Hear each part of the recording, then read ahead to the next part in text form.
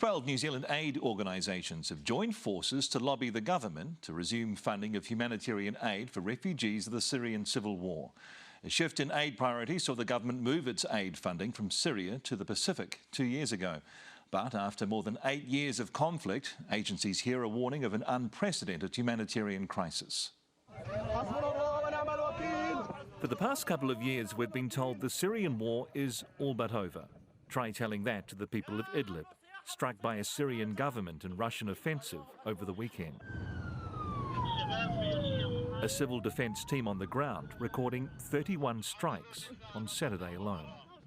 The human fallout of the ongoing conflict and the documented cases of human rights violations has led to 12 New Zealand aid agencies joining together to produce this video. In war, it's always the most vulnerable that suffer the most.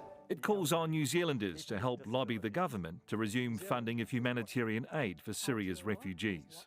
The government cut funding for Syria 2 years ago, leaving aid agencies here to rely solely on the generosity of individual Kiwis. We've managed to keep helping, I think, about 147,000 people in Syria during the last couple of years, based on that public funding. That money has gone towards food, shelter, sanitation, early childhood education, and classrooms in refugee camps. With the conflict raging for more than 8 years, the demand for aid will run years longer still. A daunting prospect if New Zealanders' contributions aren't topped up by the government. It's almost like you get fatigue at seeing so much suffering and tragedy in the world, and you just feel like, well, Syria's gone on for 8 years. In this northwestern area of Syria, more than 400,000 people have lost their homes and are in desperate need of assistance.